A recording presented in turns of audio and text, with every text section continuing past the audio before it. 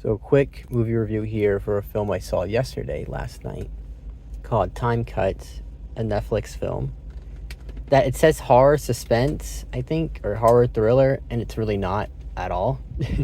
It's a teen movie. It's like a teen drama type movie because the girl, like, they're supposed to be adolescents, right? They're pretty. The two girls, the two leads are pretty. They're pretty girls. And I like that the younger one is actually taller than the older one, the one that's supposed to be older. But she doesn't know she's her sister, right? Because she's a replacement. I like that we also get this ode in the film of like, yeah, you're the only reason you're born is because she got killed. She was murdered, the older sister. And the parents, they were content with just one child, but they lost that one, so they had another. And I guess, in the future they don't tell her this, right? Obviously, like, it's not nice to hear. And you see when she gets told that in sort of an indirect way, like, I was a replacement. I think she even says it in the film. She even says, like, I'm a replacement, basically. Like, I was a kid. I only exist because you died. That's why I exist. And it's not like they were trying for another girl anyway. And I think she does live at the end. I think with the film, the two girls, I think she actually stays in 2003. Yeah, because it's like 2003 is when this happens. And then she's obviously 2024, modern day. But I think she stays in 2003. She doesn't let herself progress beyond. Now, how old would her sister be? Her parents do look really old. And obviously, they're the same actors playing the 2003, so they look old even in the 2003. And they're not supposed to, but you have to just make believe, right? Maybe this film's like low budget. It's obviously, like, you can tell it's not a high budget movie. So it's like, hey, yeah, obviously, we can't do the AI make your face look younger type thing that they did in here. That Tom Cruise's character is supposed to be 18, and he looks like he's not 18 at all, but whatever. It's yeah, the parents being older in the 2024, it makes sense, right? Given we look at the film. She must have been, when she was a teenager, maybe she was like 17, 16 in 2003, which is like you got the rest of the O's, the teens, oh my god, she would have been, she would have been like in her 30s, I think, actually, because it would be like almost a decade. Yeah, she'd be like in her early 30s, I'd want to say. Should be her sister's like in her teenage years. Yeah, she'll be like in her early 30s, wouldn't she? Just about then. This, it was a nice watch. It was a good movie. But I think it's misleading. Like, the themes, it's misleading. Like, it's not a horror thriller. It's got some, it's a slasher film. We find out that there's a guy named Quinn, that he's kind of geeky, nerdy guy, gets picked on. But in this, when she does a time travel, she goes back. She prevents him from being thrown in the river, and I guess that was the catalyst. That was the breaking point that he needed to turn into a killer. So when his future self comes back in time to kill... Well, so I guess, I don't know, this is weird. This film has a paradox, I guess, when... Or maybe it doesn't? When she goes back in time to kill, but then there's like... See, it makes sense if there's two of them, and that's why he's not superhuman. He can run really fast, like a typical slasher. They're like superhuman, but rather there's two killers, and one of them's the OG old killer that's just killing like he did before. Which, I mean, I guess he's Quinn too. Well, actually, I think it only makes sense if it wasn't Quinn, though, because see, that's what was weird. Now I'm thinking about this film in more depth.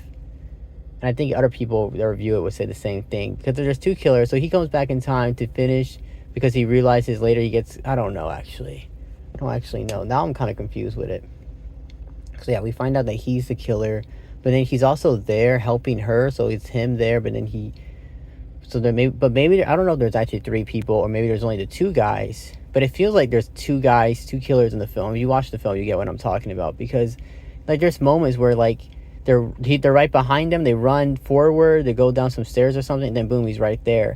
And that's just... I know in slasher films they do this trope where they can beat them at running and shit. But it's just too unrealistic. Like, you really suspended me out of disbelief here in this film when you do shit like that. And they do that in this film. And yeah, it's just like, time cuts. What else I liked about the film? Yeah, I think I said the actresses are cute. They're attractive. I like them. So and it can kind of look like Zendaya because they're mixed race, right? The dad's white, mom is black, or even my mom. You can tell mom's like mixed too, probably. And so like they're the mixed girl. They have the ambiguous look. They got mistaken for being Latina, probably.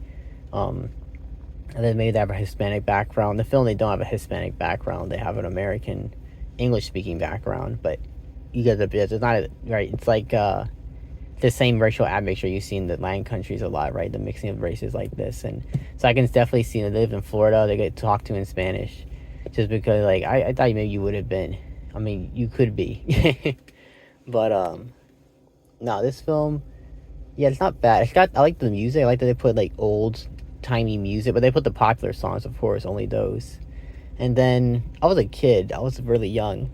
I was a baby, actually, really, in 2003. So I don't have any recollection of how the technology was. But my stepmom, because I watched this movie with my family, she was saying there's some continuity errors with like certain phones that they would have in their hands and the CD player. I think she was saying something like in 2003 they didn't have that, or like that show actually came out in 2005. It didn't come out until then.